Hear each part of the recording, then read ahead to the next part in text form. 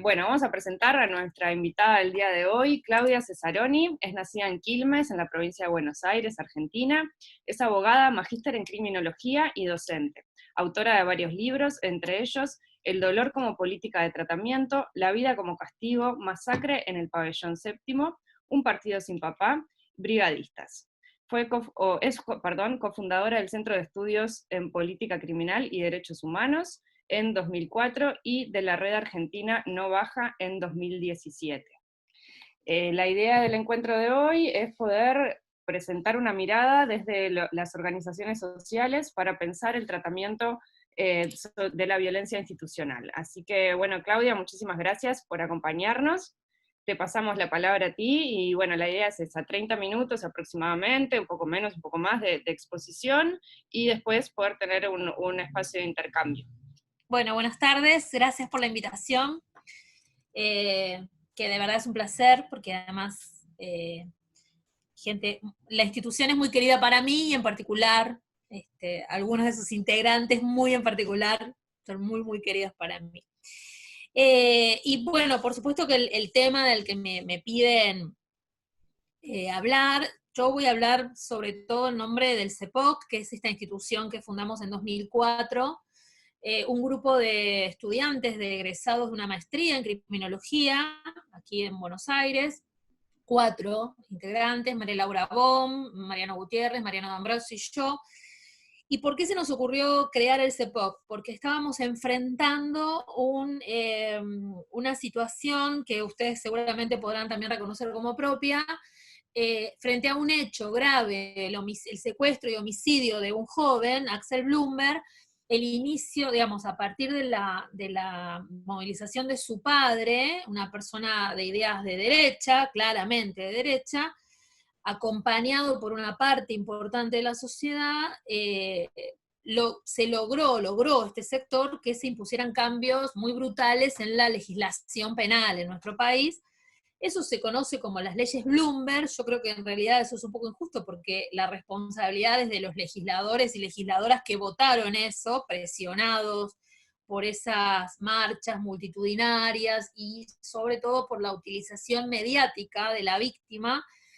Eso luego se repitió una y otra vez en los últimos 15 años, esto que estoy contando fue en marzo, abril de 2004, y luego se repitió una y otra vez frente a hechos particularmente graves, que terminan con la vida de alguna persona, sobre todo de determinado tipo de víctimas, ¿no? Digamos, víctimas clase media, digamos, con unas determinadas características. De hecho, otras muertes, otras víctimas no provocan ese nivel de demanda social de modificar las leyes para agravar las penas, pero determinados tipos de víctimas de clase media alta, y sobre todo determinados tipos de familiares de esas víctimas, que por sus características personales o por su modo de pararse frente al hecho, concitan un acompañamiento y lamentablemente redunda en un agravamiento, en un endurecimiento de todo el sistema penal. Al calor de esas demandas de mano dura que se fueron repitiendo, obviamente se fue agravando la situación de las personas privadas de libertad, porque tenemos cada vez más personas privadas de libertad por más hechos, digamos, por más tipos de hechos y por más tiempo, ¿no? Entonces todo eso es como una especie de bomba nuclear. Y también se ha ido generando, se fue generando, y esto yo creo que atravesó diversos gobiernos, una especie de licencia social para que esto suceda, para que ante cada hecho o cada tipo de conflicto social o cada conducta social que es vista como negativa, la solución sistemáticamente sea agravar penas, aumentar el tiempo de cárcel o inventar nuevas figuras. Pero además una especie de licencia social para que, además de lo que se hace normativamente, pasen cosas en la calle, ¿no? Para que la policía actúe de modo más duro, más brutal, más invasivo de las libertades personales, para que en aras de la seguridad cedamos, por ejemplo, el derecho de andar por la calle sin documento, porque entonces se construye la idea de que pedirle el documento a la gente previene el delito, como si en el documento uno tuviera, digamos, dijera, voy a cometer un delito, digamos. Y se han ido consolidando todas medidas que finalmente son discriminatorias, porque por supuesto el documento no me lo piden a mí, que soy una señora canosa, ya medio grande, sino que se lo van a pedir al pibe, al joven, a la muchacha, al muchacho que tiene gorrita, que se viste de determinada manera, o que viene de determinado barrio. Esas políticas, esa especie de licencia para las fuerzas de seguridad también va acompañada por una especie de licencia al actuar ciudadano. A mí no me gusta hablar de justicia por mano propia, porque creo que hay que desarmar ese concepto, no es justicia. Digamos, por una especie de retorno a la venganza privada, ¿no? Digamos, frente a algún hecho en la vía pública o algún acontecimiento, algún robo de un celular o de lo que fuere, en una moto, lo que sea, se empiezan a dar en la Argentina hechos que tampoco me gusta llamar linchamientos, porque en realidad son homicidios con alevosía, digamos, ¿no? Es, digamos, 10 personas pateándole la cabeza a una persona que está tirada en el piso. Y una especie de justificación de que en nuestro país, no sé si en el de ustedes también se usaba, en la dictadura se usaba una frase que era, por algo será, algo habrán hecho, ¿no? Como una especie de explicación de por qué van a buscar a la casa a esta persona, por qué secuestran a esta persona. Bueno, algo habrá hecho, ¿no? Digamos, por algo será. Bueno, ese algo habrá hecho, por algo será, que remitía a la dictadura, a los subversivos, terroristas, etcétera, en el presente remite al chorrito, ¿no? Al ladronzuelo. Bueno, no hubiera robado el celular, ahora, bueno, qué sé yo, terminó ahí en la calle, que se joda. Le pegaron, la policía le pegó un balazo, bueno, no hubiera robado. Todo esto que va, digamos, sucediendo con altibajos durante la gestión, yo tengo que decir con toda sinceridad, esas leyes Bloomberg se votaron en la gestión de Néstor Kirchner, o sea, 2004, fueron votadas casi a mano alzada y prácticamente sin protestas por todas las fuerzas políticas, incluyendo obviamente la fuerza de gobierno. En cuanto a la violencia, yo hablo de violencia estatal y no de violencia institucional, porque me parece que la idea de violencia institucional disuelve un poco de lo que estamos hablando, ¿no? Violencia institucional puede haber en una escuela, ¿no? Digamos, la institución escuela puede ejercer algún tipo de violencia. Pero me parece que queda más claro de lo que estamos hablando si lo llamamos violencia estatal, porque estamos hablando de la violencia del Estado y centralmente de la violencia a través de sus fuerzas de seguridad, ¿no? Ejecutada por las fuerzas que tienen el monopolio de la fuerza pública, ¿no? Digamos, no cualquier institución estatal, sino las instituciones que tienen el monopolio de la fuerza y que deben usarlo, obviamente, de una manera determinada y no de otra. Durante la gestión de las presidencias, sobre todo de Cristina Fernández, 2007 a 2011, 2011 a 2015, se crearon en el ámbito del Ministerio de Seguridad y en otras instituciones como la Procuración General de la Nación, varias áreas de trabajo con el objetivo de frenar o de controlar la violencia estatal o institucional. Casi todos lo llaman institucional. Yo hice la salvedad, pero lo que más se usa es institucional. Entonces, por ejemplo, a nivel del Ministerio Público Fiscal de la Nación se creó un área específica que se llama Procubin, que es la Procuraduría contra la Violencia Institucional.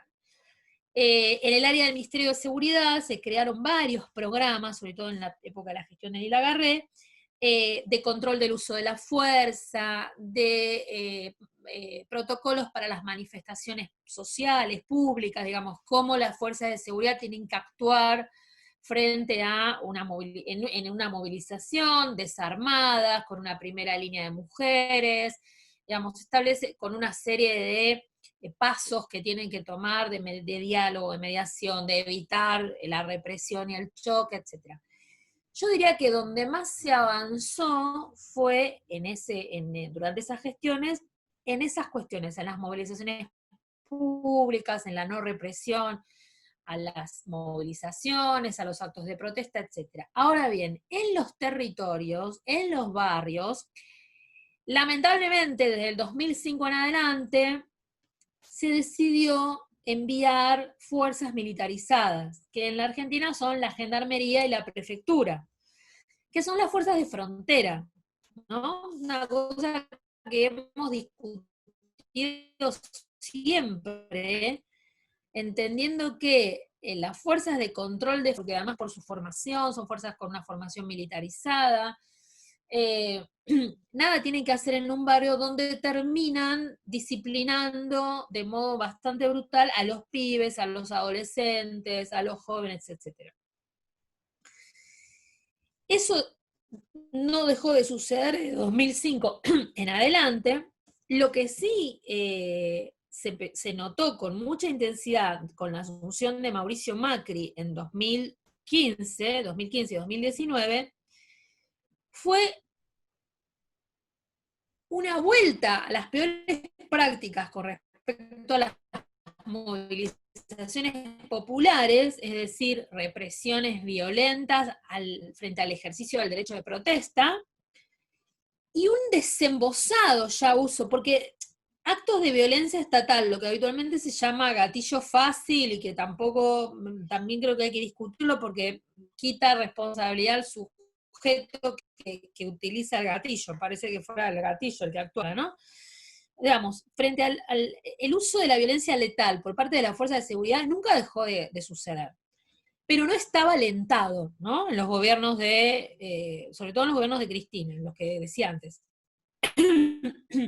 Durante la gestión de Mauricio Macri y su ministra de Seguridad, Patricia Bullrich, esa reacción, ese uso letal de la fuerza por parte de la fuerza de seguridad, estaba felicitado, alentado. Hay un caso que quizá seguramente hayan conocido, que es el policía Chocobar, ficador de la respuesta pública, porque es una persona que a un pibe que había intentado robar a un turista y que el pibe ya estaba huyendo, corriendo de espaldas, le pega un balazo y lo mata. Esta persona, Chocobar, no solo fue apoyada por las autoridades, sino que fue recibida en la Casa de Gobierno, aplaudida, no faltaba que le entregaran una medalla, ¿no? Poco menos. Y el discurso oficial permanentemente sostenía el derecho de la fuerza de seguridad a responder de esa manera frente a quien no respetara la voz de alto, por ejemplo, una cosa absolutamente desmesurada, o para resolver un caso de un delito común. En ese contexto de el CEPOC y otras organizaciones, Mariana fue parte integrante de ese proyecto, cuando todo esto empezaba, Mariana Mosteiro, cuando esto empezaba en enero de 2016 y empezábamos a ver lo que se venía, dijimos, inventemos algo, registremos esto. Entonces inventamos una cosa que llamó RECABE, Registro de Casos de Violencia Estatal, que simplemente era Mariana y uno o dos más, o cuatro total, revisando las noticias que salían en los diarios, sistematizando las informaciones que salían en los diarios, solo lo que salía en los diarios, porque no teníamos plata, como no tenemos nunca, no tenemos nada, entonces ya nosotros, nuestras computadoras, las noticias que salían en los medios sobre violencia ejercida por fuerzas de seguridad. Y construimos una sistematización que, por ejemplo, incluía algo que habitualmente no se ve, y que creo que fue una cosa que hicimos bien, que no se ve como un acto de violencia estatal, que son las muertes o los heridos en ocasión de persecuciones de fuerzas de seguridad, ¿no? el típico patrullero que por perseguir a un ladrón o un presunto ladrón va a 100 kilómetros por hora en la calle, en la ciudad, y no solo mata eventualmente al ladrón, sino que en el medio puede, que tuvimos varios casos de muertes, atropella a una señora que va con un niño o a uno que va caminando por la calle. O se matan los integrantes de la fuerza, ¿no? Tenemos casos de policías que terminaron muertos por desarrollar esas persecuciones brutales. Bueno, eso fue como un primer pasito que hicimos. Pudimos hacer 2 informes. Luego, bueno, esas cosas que cuando no hay respaldo, no hay posibilidades, no pudimos seguir, pero yo creo que fue un paso importante, ¿no? Porque no logra. ¿Se escucha bien? ¿Se escucha? Listo. No, porque me salió un cartel ahí. Yo creo que fue importante eso, porque fue como un primer paso, y porque era algo que nosotros le decíamos al Estado, que el Estado tenía que hacer, y el Estado no nos daba bolilla, y lo hicimos nosotros. Y el otro paso, hay otras 2 cosas para mí muy importantes en estos años en cuanto a cómo las organizaciones hicimos cosas. Eso es uno, chiquitito. Luego, a partir de eso que hicimos y de nuestros contactos con compañeros, compañeras, amigos, camaradas, ¿no?, que estaban en diversas organizaciones y también en el Estado, en la Defensoría del Pueblo, en la Defensoría Oficial. Empezamos a ver que había muchos casos de violencia que sucedían en las marchas, en las movilizaciones, y me llamaban a mí, lo llamaban al otro, y llamaban a aquel. Dijimos, ¿por qué no armamos una red? Una cosa entre nosotros. E hicimos una cosa que parece una pavada, pero nada, hicimos un grupo de WhatsApp que se llama Foro contra la Violencia Institucional de la Cava, de la Ciudad de Buenos Aires, y eso fue una herramienta impresionante, porque en cada marcha nosotros sabíamos que en ese grupo éramos 10, 20 abogados y abogadas a disposición.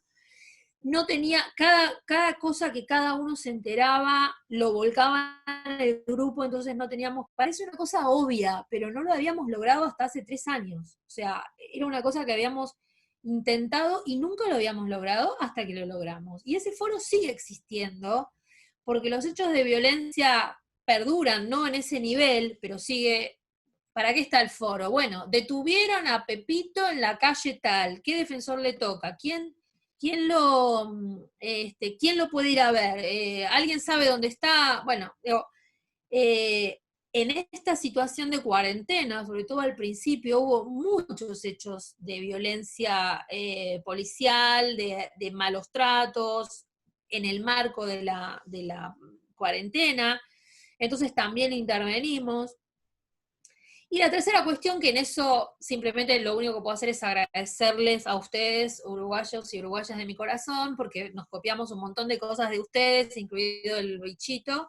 La red argentina no baja, o sea, el proyecto, todo el trabajo que hicimos para que no pase la baja edad de punibilidad, que de verdad aprendiendo de ustedes, aunque el no baja de ustedes no era el no baja de nosotros, era otro no baja. Pero bueno, muchos de esos grupos que participamos en una actividad, a la vez participamos en la otra y construimos, digamos, colectivos que generaron no solo intervenciones concretas frente a hechos concretos, sino lazos de fraternidad, de acompañamiento, de respeto mutuo. Y bueno, en ese marco también el CEPOC participa de otra red, que es la red contra la tortura, que ahí están organizaciones más añejas y que tienen como un trabajo mucho más vinculado a la situación de las personas privadas de libertad. Y esa red es la que de alguna manera ahora tomó más peso, ¿no? Más necesidad de aceitarla y ponerla en funcionamiento con todo lo que está vinculado a la pandemia y la situación de las personas privadas de libertad. Nosotros en ese punto, váyame diciendo si me pasa, no, tengo unos minutos. Nosotros en ese punto el CEPOC y otras organizaciones, apenas en nuestro país se declaró la emergencia sanitaria, que fue el 12 de marzo. El 12 de marzo se decretó la emergencia sanitaria y el 20 de marzo empezó la cuarentena, digamos. Pero el 12 de marzo ya se decretó la emergencia sanitaria. Lo primero que dijimos es, bueno, muy bien, ¿cómo se traduce esto al mundo del encierro? ¿No? ¿Cómo esta política de cuidado, de evitar el contagio, de cuidar al pueblo, a las personas, por lo cual aceptamos resignar derechos, como el derecho a salir, a viajar, a ir a visitar a la gente que queremos, etcétera, cómo eso se traduce al mundo del encierro, ¿no? Entonces, lo que pensamos que iba a ser bastante obvio, que las políticas de cuidado tenían que tener una traducción con las personas que están privadas de libertad, y entonces las personas que, por ejemplo, tienen más de 60 años, tienen condiciones físicas de riesgo, etcétera, tienen que irse a su casa, y las personas que están en términos de libertad condicional tienen que irse a su casa. Bueno, eso fue mucho más difícil de lo que hubiéramos esperado, mucho más difícil. De hecho, se produjo otra vez la utilización de medios y de ciertas víctimas para construir una especie de monstruo que es, quieren liberar a los violadores y a los femicidas y a los asesinos, con cacerolazos, con toda una movida muy dura. Y eso lamentablemente, otra vez, como en aquel momento con Bloomberg, la clase política se asustó y votó cualquier porquería, sabiendo que no servía para nada. Yo creo que también ahora, lamentablemente, hubo como una especie de susto, entonces los jueces son muy reacios a otorgar libertades, eh, que están privadas de libertad.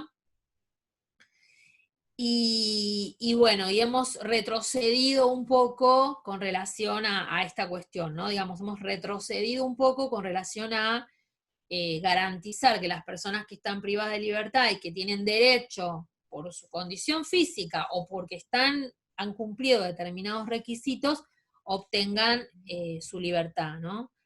Entonces, bueno, en ese ámbito también es que el CEPOC participa activamente, y de hecho somos parte de las mesas de diálogo que se abrió,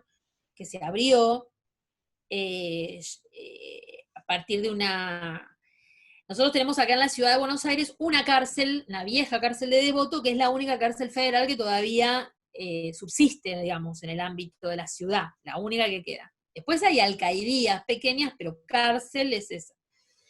Y es como la cárcel vidriera, porque está en la ciudad, porque, bueno. Y bueno, los presos tuvieron que tomar los techos de Devoto para ser escuchados el 24 de abril. A partir de ahí, nosotros, a pedido de los propios detenidos, junto con ACIFAD es la Asociación Civil de Familiares de Detenidos, que es otra, digamos, hermosa experiencia de organización, y mujeres a las que nosotros desde el CEPOC tenemos el honor, el orgullo de haber acompañado en su comienzo para que se organizaran.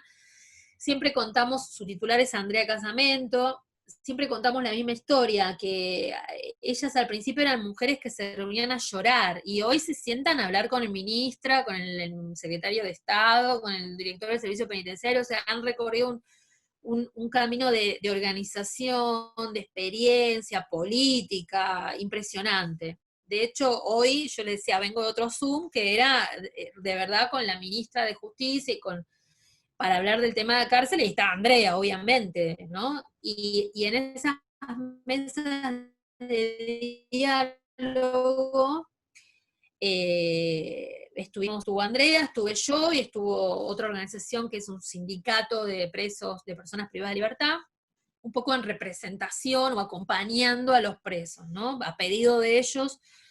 Y esa es una experiencia también para mí es muy rica, es muy gratificante, porque a pesar de que se avanza menos de lo que uno quisiera, el hecho de que se reconozca que las personas privadas de libertad son ciudadanos y ciudadanas que tienen derecho a participar en una mesa de diálogo para hablar sobre su problemática y que su voz es escuchada y que se respete a sus representantes o a quienes ellos ven como las personas que garantizan que se los escuche, para nosotros es muy importante. Bueno, esa mesa está en pleno desarrollo y creo que también es una experiencia importante porque también en ese plano hubo que lidiar con parte digamos, ustedes lo saben perfectamente, estos temas son muy sensibles para ser utilizados por la oposición más brutal, más de derecha, más fascista, ¿no? Liberan a los violadores, se sientan a hablar con los delincuentes. Bueno, tuvimos episodios así de la abogada de los presos, bueno, todas esas cosas así como que son muy difíciles de explicar o de... No porque no tengamos razón, yo creo que tenemos que... Para mí es facilísimo explicarlo, el problema que no se escucha. Es muy difícil explicar una cosa que parece obvia, ¿no? Que cuando uno está hablando de defender derechos del pibe que acaba de robar y vos estás diciendo, no, no lo pueden matar. Dice, pero ¿a vos te parece bien que esté robando? No, lo único que estoy diciendo es que no lo puedes matar porque se quiso robar un celular. Y vos te sacaste una foto con ese asesino, pero yo no defiendo lo que hizo, defiendo sus derechos a la libertad condicional o a no morirse de coronavirus, etcétera. Bueno, todo eso que parece tan obvio es muy difícil, ¿no? Yo sé que ustedes lo saben perfectamente, no estoy diciendo ninguna novedad, pero aún en tiempos no tan duros, o sea, con un gobierno con el que nos sentimos mucho más cercanos, yo por lo menos, obviamente, que con el gobierno anterior, estos temas siguen siendo difíciles de tratar, ¿no? Y sigue habiendo muy poco dentro, se me agarra la calentura y me saco todo. Sigue habiendo muy pocos dirigentes políticos del Poder Ejecutivo y del Poder Legislativo que se atrevan a discutir estas cuestiones públicamente, ¿no? Que tengan una posición de defender, por ejemplo, los derechos de las personas privadas de libertad. Estamos hablando de algo tan básico como es. O sea, hay con qué hacerlo, hay tratados internacionales, hay herramientas normativas, está nuestra Constitución, pero ir a la noche a uno de esos programas horribles de debate, donde llevan a los funcionarios y los ametrallan a preguntas, es muy difícil que alguien se vaya y se sienta a defender estos temas. Bueno, ese es un poco el panorama muy a grandes rasgos, creo que cumplí exactamente los 30 minutos o más o menos. Así que, si les parece, abrimos, no sé, intercambio, preguntas o... Bueno, muchas gracias, Claudia. Bueno, llegó una pregunta, si quieren ir escribiendo algún comentario. En realidad no es una pregunta, es más un comentario de Jimena que recuerda la experiencia de Anuela Baja y dice que ahora nos toca una igual o más pesada que darle pelea con la ley de urgente consideración y el articulado que toca la penalidad juvenil, que es una atrocidad tremenda. Lorena dice, lo del compromiso de la clase política para tratar estos temas es igual acá, es muy difícil lograr el compromiso para ello, y eso que muchos son abogados que parecen desconocer la normativa internacional. Lorena también, lo mismo, si querés habilitar el micrófono. Sí, lamentablemente, digamos, el punto es que yo creo que finalmente es porque saben que es un tema, como decimos aquí, piantavoz, o sea, es un tema que genera, digamos, que es usado de una manera tan perversa, tan brutal, que le es muy difícil a un funcionario, a un legislador, ponerse a discutir o defender derechos y qué sé yo, y le ponen, y le plantan a una víctima, ¿no? Ahí en el mismo panel, entonces es muy difícil. Yo creo que, insisto, yo creo que es porque yo creo que no es difícil encontrar argumentos para defender posiciones respetuosas de los derechos de las personas, aún de las que cometieron delitos. A mí me da vergüenza a veces tener que repetir cosas como si estuviéramos, o sea, yo digo a veces, vamos a tener que decir que no está bien torturar dentro de poco, porque, digamos, el nivel vamos retrocediendo.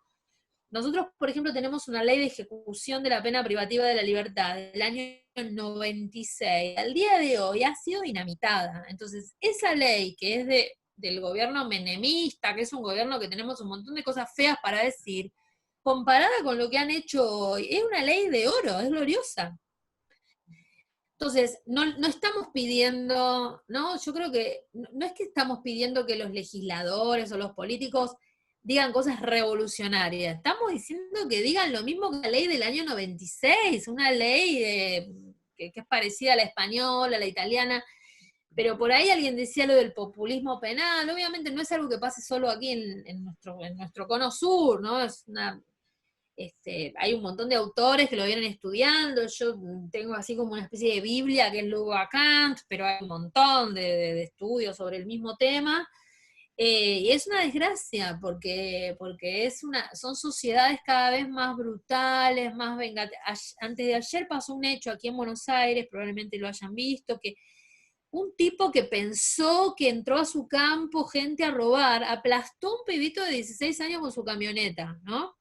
Entonces, ahora la discusión es si eso es perpetuo o no es perpetuo. A mí me importa un bledo, o sea, sinceramente, me importa un bledo, porque mi pibito está muerto, ¿no? Entonces, ¿en qué momento ese tipo entiende, porque además lo dice, yo pensé que me venía, cómo ha construido su cabeza, su alma, para pensar que porque alguien te viene a robar vos puedes aplastar con el auto?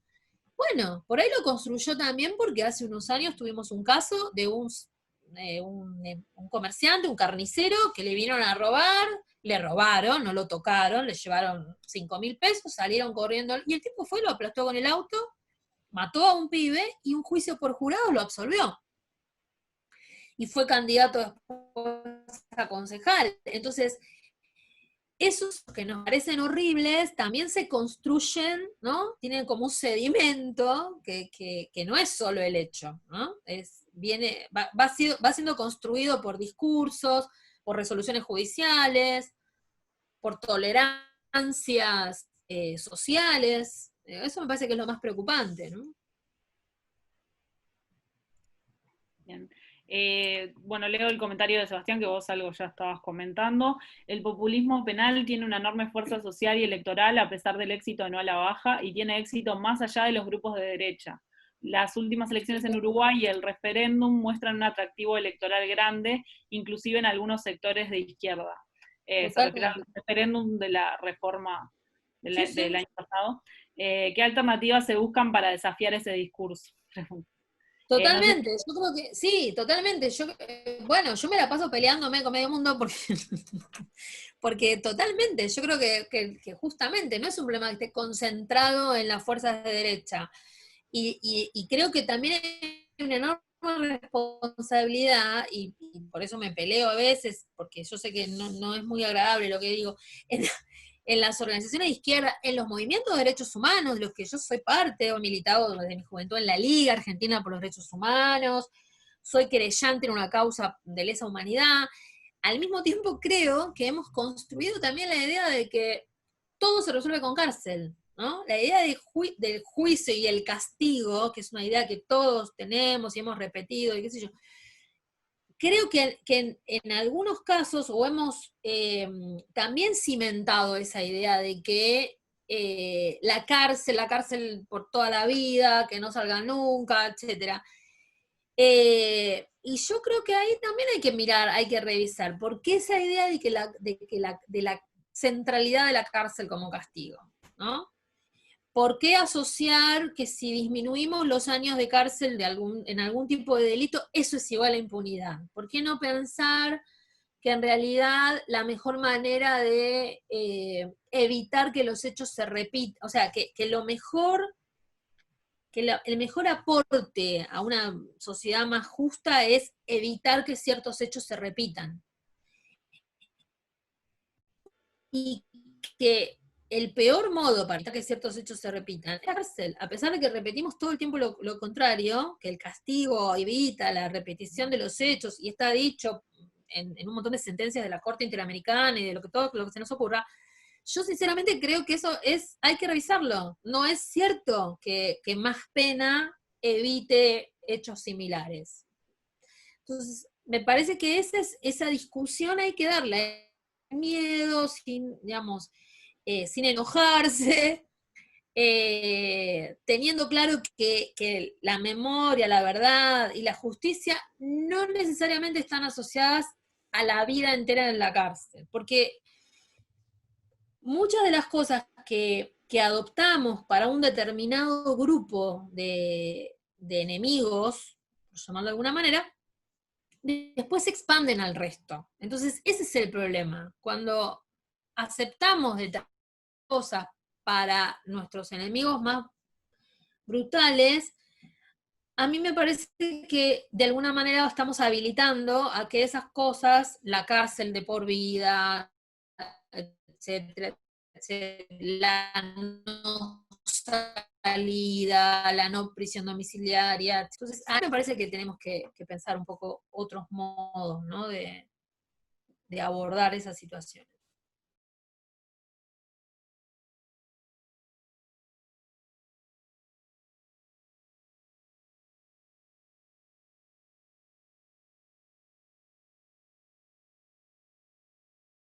Yo no estoy hablando de abolicionismo, o sea, podría pensarlo en algún momento de mi vida, pero la verdad que no estoy hablando de eso. Estoy hablando, nosotros tenemos en Argentina en este momento penas de prisión de 50 años. O sea, yo sería feliz con que volvamos al pre-blumberismo, que teníamos penas máximas de 25 años, que igual me parece un montón.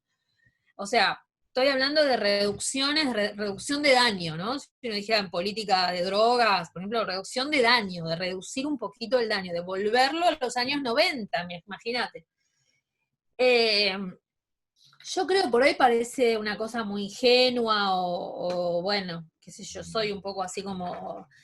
Creo que son batallas que hay que dar por fuera digamos, por fuera de los ámbitos específicos donde todo el tiempo se habla esto, o sea, en las academias, en la universidad, no, me parece que hay que discutirlo, por ejemplo, con las organizaciones sociales, ¿no? Por ejemplo, en nuestro país, que las organizaciones sociales son tan importantes, que están ahora jugando un rol tan importante, por ejemplo, en toda la cuestión de la atención social, en algunos casos suplantando al propio Estado.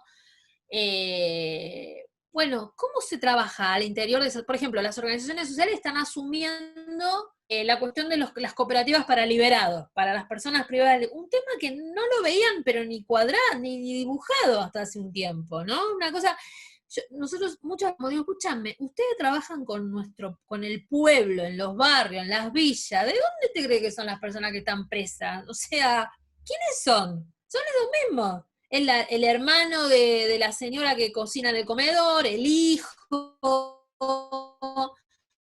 Lo que pasa es que por ahí vos no te enterás porque la señora le dice, no lo cuenta, pero en un barrio, en cualquier barrio, tenés cientos de personas que o tienen un familiar preso o conocen a alguien que lo tiene. Entonces, empezar, por ejemplo, a trabajar esa idea, que ¿quiénes son las personas privadas de libertad? ¿Quiénes son? ¿Son asesinos y violadores? No, la inmensa mayoría no. Son los pibes que viven ahí en el barrio, o las señoras, o sea, yo creo que no hay modo de modificar algunas de estas cosas si no se saca del ámbito académico, político, si se lleva a discutir a otro lado, si no lo podemos discutir de otro modo, como se logró, por ejemplo, discutir aquí el aborto de otro modo cuando salió de la discusión entre los grupos de mujeres, que yo, sino, pará, ¿quiénes son las que abortan y se mueren? La piba del barrio. No es un tema de clase media, es un tema que afecta a los sectores. Para mí ese cruce es fundamental. Yo no sé si algún día lograremos algo, pero bueno, qué sé yo creo que solo sirve si lo podemos hacer así. no se me ocurre otra, y por supuesto seguir peleando en los ámbitos en que cada uno también está, en el litigando, ¿no? Digamos,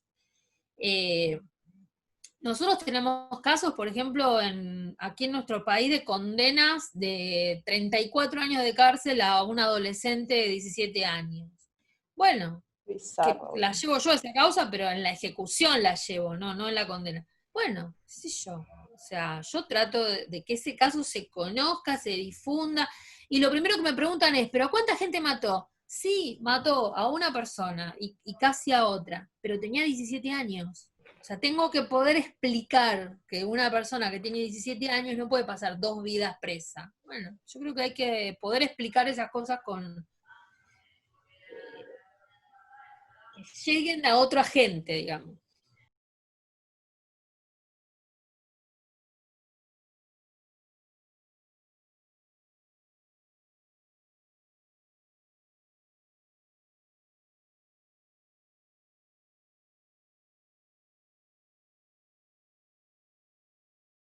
Yo una cosa nada más chiquita aprendí, porque hice periodismo, qué sé yo, que a los medios, ustedes habitualmente hacen unas campañas impresionantes, de verdad lo digo, y por eso dije que nosotros los imitamos mucho con la red, con la campaña de No a la Baja.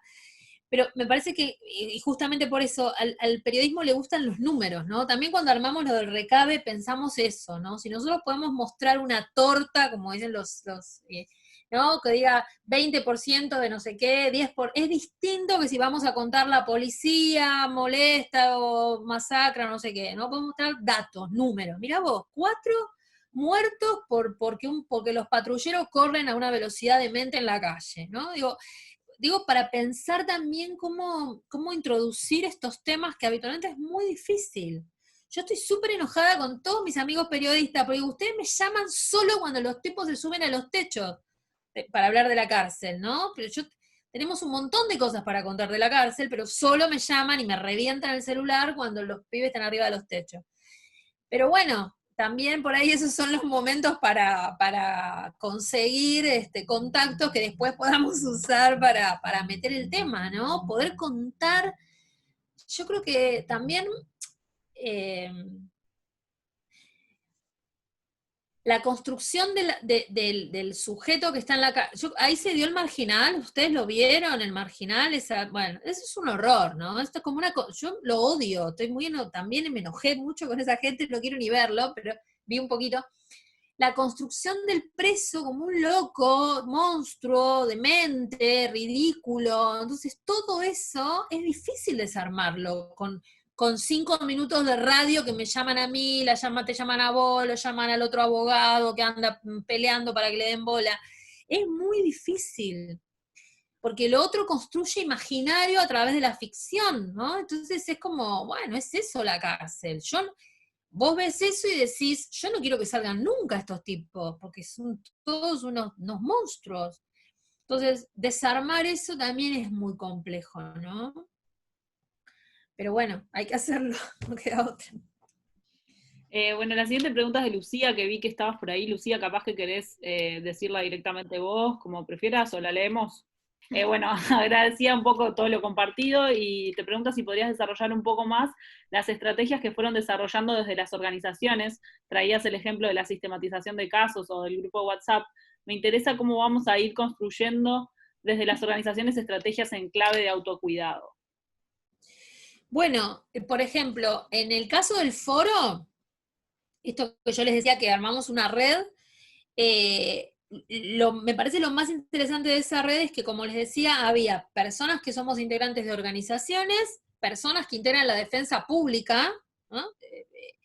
Particularmente un área de la defensa pública de la capital federal que trabaja muy bien, y sobre todo la compañera. Acá, yo que toda la vida defiendo lo colectivo y lo sigo defendiendo, también el valor de las personas, ¿no? Digamos, porque hay defensores públicos que son un horror, y hay defensores y defensoras públicas que son, digamos, tienen un nivel de compromiso, de que vos los llamás a las 2 de la mañana y te atienden, etc.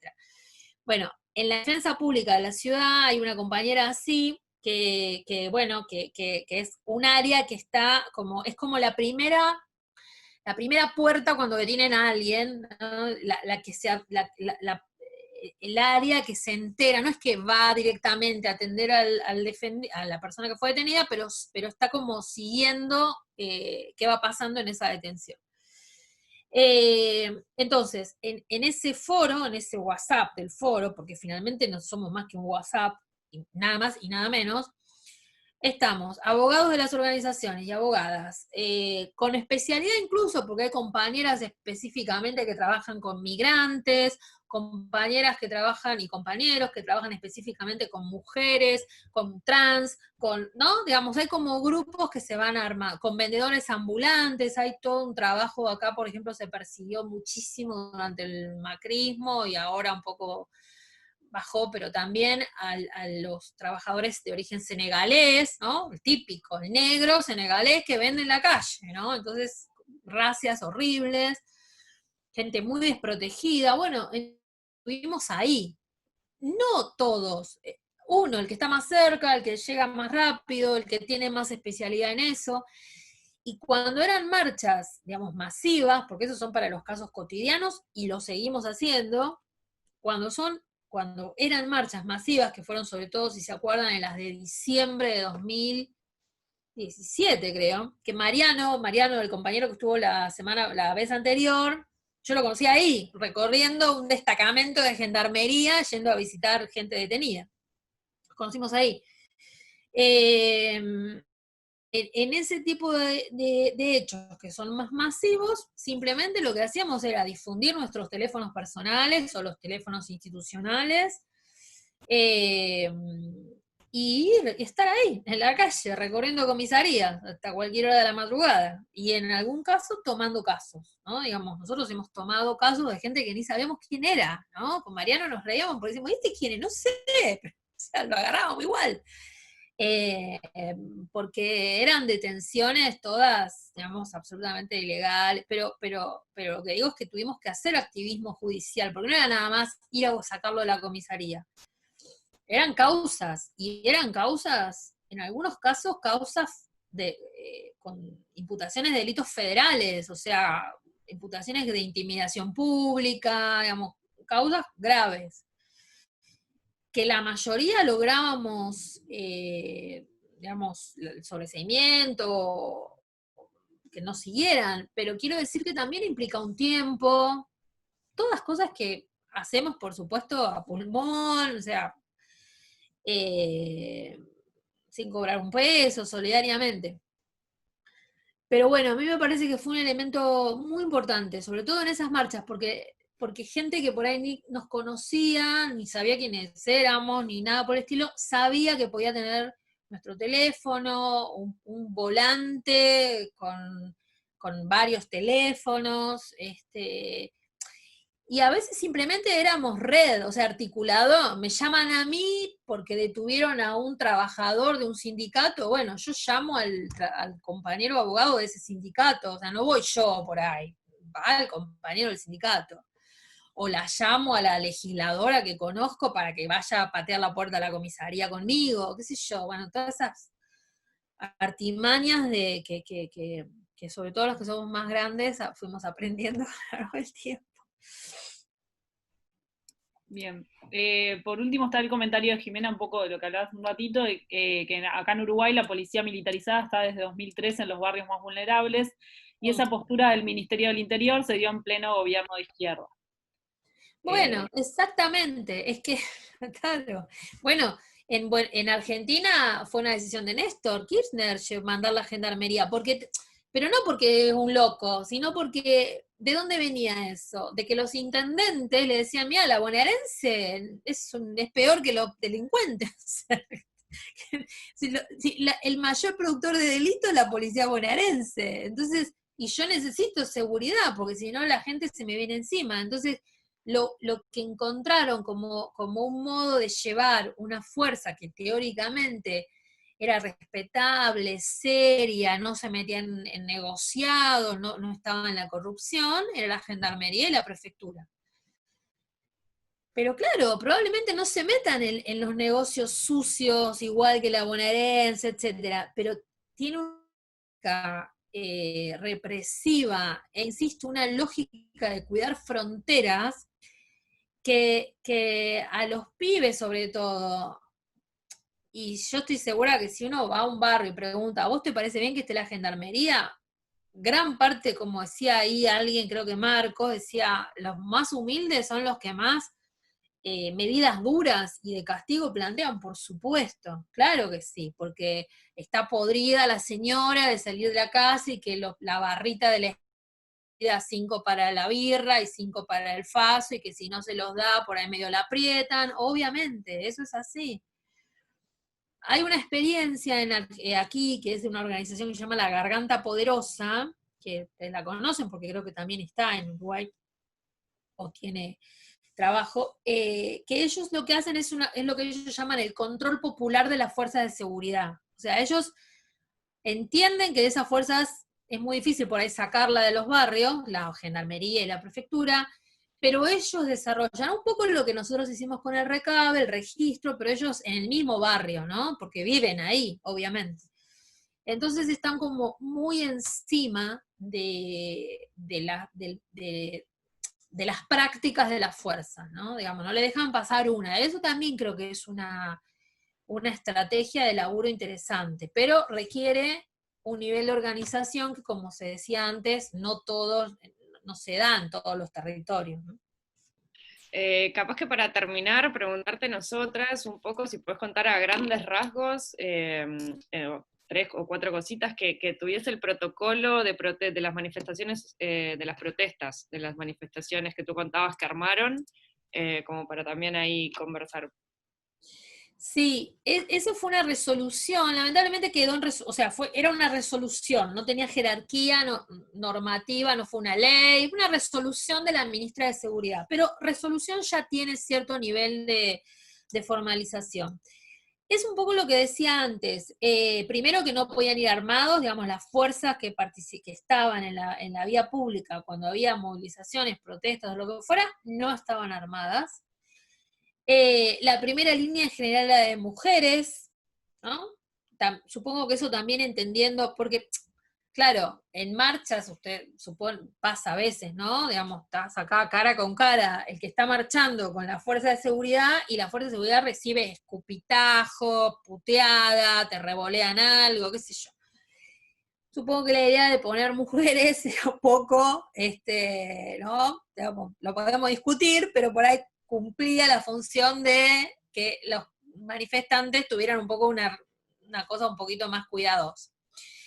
Y después siempre tenía que haber alguna autoridad política, o digamos, política no un político, sino digamos de la fuerza, del ministerio, para negociar todo lo que se pueda negociar, cosas básicas, por dónde vas a ir, me vas a cortar la calle, bueno, pero déjame una vía libre para que pueda pasar los autos, no me cortes toda la avenida, toda esa negociación, ese poroteo que se da en cada movilización, que casi siempre se resuelve sin problemas, era parte de ese protocolo. De hecho, yo después se los puedo mandar, o digamos, se lo paso a Mariana, lo mando, pero no es mucho más que eso, digamos, tenía que ver con eso, con cómo, sobre todo el tema de no estar desarmados, de evitar situaciones de conflicto por todos los medios posibles, y de tratar de negociar siempre